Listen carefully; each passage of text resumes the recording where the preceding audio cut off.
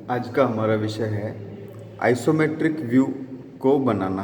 अपन किस प्रकार से इसको बना पाएंगे वो अपन देखते हैं। एक आइसोमेट्रिक मैंने बना रखा है पहले से। इस आइसोमेट्रिक को जो अपन शीट के ऊपर उतारेंगे या शीट के ऊपर बनाएंगे तो किस प्रकार से बनाएंगे। सबसे पहले जो ड्राइंग इंस्ट्रूमेंट्स हैं उसमें अपने को आवश्यकता पड़ेगी सेट स्क्वायर की, पेंसिल की, रबर की, इन सभी की ड्राइंग इंस्ट्रूमेंट की अपने को ज़रूरत पड़ेगी। बनाने से पहले इसको एक बार समझ लेते हैं। सबसे पहले इसकी डायमेंशन समझ लेते हैं। ये इसकी डायमेंशन है, यहाँ से लेके यहाँ तक ये 60 मिलीमीटर है और यहाँ से लेके यहाँ तक ये 50 मिलीमीटर है। ये 40 मिलीमीटर है, ये 30 है, ये 30 है और ये 70। अब इस साइज को या विमांकन को पहचानने का तरीका क्या होता है। ये जो आइसोमेट्रिक की ऑब्जेक्ट लाइन है, इस ऑब्जेक्ट लाइन से 1 या 2 मिलीमीटर छोड़कर, 1 या 2 मिलीमीटर छोड़कर ये जो लाइन होती है ये कहलाती है एक्सटेंशन लाइन। जो ऑब्जेक्ट लाइन से 1 या 2 मिलीमीटर छोड़कर बनाई जाती है ये एक्सटेंशन लाइन कहलाती है। ये भी एक्सटेंशन लाइन है, ये भी एक्सटेंशन लाइन है। और जो ये वाली लाइन है जो ऑब्जेक्ट लाइन से मान के चलो 8 से 12 मिलीमीटर के बीच में, यहाँ 8 से 12 मिलीमीटर के बीच में गैप रखकर जो रेखा बनाई जाती है इसको बोलते हैं विमांकन रेखा। अंग्रेजी में बोलते हैं इसको डायमेंशन लाइन और हिंदी में बोलते हैं इसको विमांकन रेखा। इस विमांकन रेखा के ऊपर ही इसका माप लिखा होता है। ये 60 मिलीमीटर है तो यहाँ 60 मिलीमीटर लिखा होगा। ये अगर 50 मिलीमीटर है तो 50 मिलीमीटर होगा। माप हमेशा डायमेंशन लाइन के बीच में दी जाएगी, यानी जो ये वाली लाइन है इसके जस्ट बीचों बीच लिखी जाएगी, लाइन के ऊपर लिखी जाएगी। ऐसे इसमें 70 मिलीमीटर है। इसका अर्थ ये होता है कि 70 मिलीमीटर की जो दूरी है वो यहाँ से लेके यहाँ तक, दोनों जो तीर के निशान हैं, दोनों तीर के निशान के बीच की जो दूरी है वो 70 मिलीमीटर है। ऐसे यहाँ से लेके यहाँ तक 60 मिलीमीटर है, ये 50 मिलीमीटर है, 40 मिलीमीटर है, ये 30 मिलीमीटर है, ये 30 मिलीमीटर। ड्राइंग के अंदर कोई भी डायमेंशन अगर दी जाएगी वो सारी डायमेंशन जो होगी वो मिलीमीटर में ही दी जाएगी। यानी इसमें लिखा होता है नीचे यहाँ all dimension are in mm। इसका अर्थ ये होता है कि सभी जो माप हैं वो मिलीमीटर में दी गई हैं। मिलीमीटर के अलावा किसी दूसरी इकाई के अंदर, सेंटीमीटर, मीटर, किसी अन्य इकाई में ये माप नहीं दी जाएगी, सिर्फ किस में दी जाएगी, मिलीमीटर। अब इसको बनाने का तरीका समझते हैं। बनाने के तरीके के लिए कल मैंने बताया था इसमें ये वाली जो लाइन है, क्षैतिज रेखाएं जो हैं और ये हैं ऊर्ध्वाधर रेखाएं। क्षैतिज रेखाओं को बनाने के लिए अपन 30 डिग्री का यूज करते हैं और ऊर्ध्वाधर रेखाओं को बनाने के लिए 90 डिग्री का यूज करते हैं।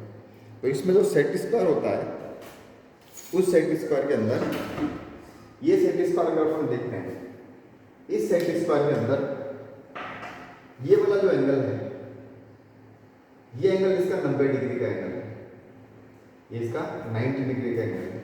और जो ये वाला इसका एंगल है, ये वाला एंगल है इसका 30 डिग्री का एंगल। तो इसमें कोई भी क्षैतिज रेखा बनानी है तो अपन 30 डिग्री का यूज करेंगे और अगर कोई भी ऊर्ध्वाधर खड़ी रेखा बनानी है तो 90 डिग्री का यूज करेंगे। तो इसको बनाने के लिए सबसे पहले अपने को 3 चीज़ों की आवश्यकता पड़ेगी। अपन 3D बोलते हैं, 3 डायमेंशन। इस ऑब्जेक्ट की लंबाई जो होती है, यहाँ से लेके यहाँ तक लंबाई, ये चौड़ाई और ये ऊंचाई, चाहे यहाँ से यहाँ लंबाई, ये चौड़ाई, ऊंचाई। लेकिन अगर इसमें फ्रंट, साइड और टॉप अगर लिख रखा है तो फ्रंट के सामने की जो दूरी होगी, फ्रंट के सामने की जो दूरी होगी वो हमेशा लंबाई कहलाएगी और साइड के सामने की जो दूरी होगी वो चौड़ाई कहलाएगी और जो ऊपर ऊंचाई होगी ऑब्जेक्ट की वो ऊंचाई ही कहलाएगी। तो पहले अपन इसको मान के चलते हैं कि फ्रंट के सामने की जो दूरी है वो 50 मिलीमीटर है। यानी ये दूरी, फ्रंट के सामने की दूरी कितनी है, 50 मिलीमीटर। तो अपन इसकी अगर लंबाई मानेंगे तो लंबाई हो गई इसकी 50 मिलीमीटर और इसकी चौड़ाई, विड्थ, चौड़ाई अगर देखें तो साइड के सामने की कुल दूरी है 60 मिलीमीटर। तो ये हो गया 60 मिलीमीटर। और इसकी ऊंचाई अगर देखते हैं मैक्सिमम, तो इसकी जो ऊंचाई है वो ऊंचाई है इसकी 70 मिलीमीटर। इन 3 माप अपने पास हो गई। इन 3 माप के जरिए अपन एक ड्राइंग बनाने की कोशिश करते हैं कि इसकी लंबाई इतनी है, चौड़ाई इतनी है और ऊंचाई इतनी है। सबसे पहले क्या करेंगे, ड्राइंग शीट के ऊपर दोनों सेट स्क्वायर अपने को चलाने आने चाहिए। ड्राइंग शीट के ऊपर सेट स्क्वायर चलाने आने चाहिए। अगर सेट स्क्वायर चलाना नहीं आता है तो फिर ड्राइंग बनाना मुश्किल हो जाएगा। सबसे पहले इस वाले सेट स्क्वायर को, जिसमें चांदा लगा है, इस वाले सेट स्क्वायर को शीट पे रखेंगे, बिल्कुल पैरेलल इसको रख लो। ये अपन ने रख दिया और एक लाइन बना दी। उसके बाद क्या करनी है, दूसरा सेट स्क्वायर बिल्कुल इसके सटाकर और इसको बिल्कुल ऊपर ले जाना है इसी कंडीशन में, और ऊपर ले जाके फिर अपने को वापस एक लाइन बनानी है। अब जो डायग्राम अपन बनाएंगे या आइसोमेट्रिक अपन बनाएंगे वो ऊपर वाली लाइन के ऊपर बनाएंगे। जैसे मान लो यहाँ से एक पॉइंट अपन डिसाइड कर लिया, अब इसी को अपन रिपीट कर रहे हैं, इसी को अपन बना रहे हैं। तो इस सेट स्क्वायर को नीचे रखो इसी लाइन के बिल्कुल बराबर, और जो ये वाला सेट स्क्वायर है इसको इसके ऊपर रखो। ऊपर रखने के बाद यहाँ से अपन इसको बनाना शुरू करते हैं। ये यहाँ से 30 डिग्री हो गया, तो 30 डिग्री में रेखा बना देंगे अपन।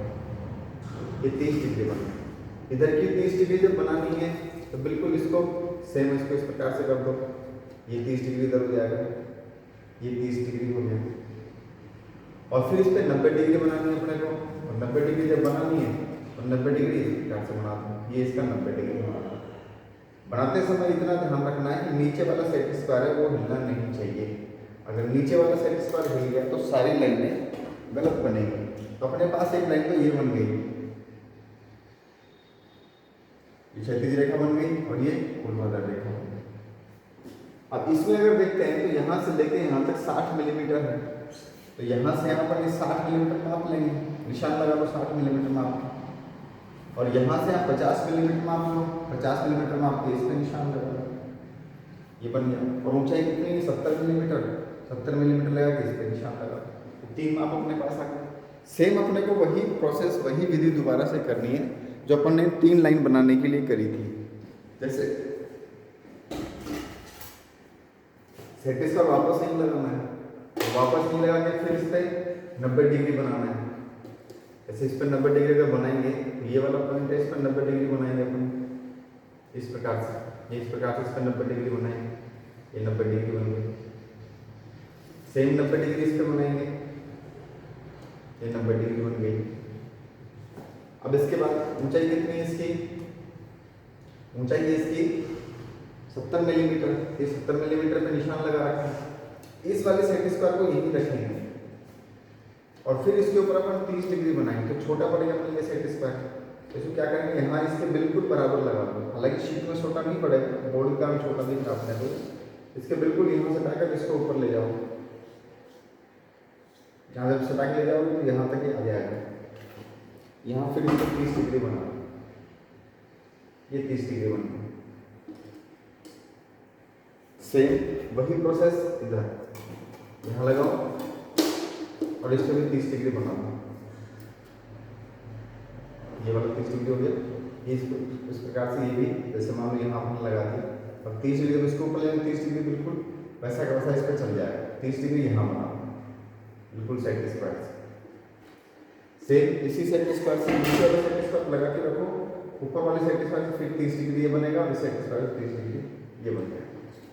यानी कहने का अर्थ ये है कि इसके पैरेलल ही ये वाली रेखा बनेगी, इसी के समानांतर ये बनेगी, इसी के समानांतर ये बनेगी, इसी के समानांतर ये बनेगी, इसी के समानांतर ये बनेगी। ये जो रेखा इतनी हाइट है, वो रेखा इतनी हाइट रहेगी, ये रेखा में इतनी हाइट रहेगी। इसमें अपने को 3 फेस नजर आ रहे हैं। बाकी इसमें आगे का जो बनाने का तरीका है इस पूरे डायग्राम के अंदर, उसके अंदर क्या करना है। अब नेक्स्ट देखो, इसमें नेक्स्ट में यहाँ से लेके यहाँ तक 30 मिलीमीटर है। मैं इसको थोड़ा सा बड़ा कर देता हूँ।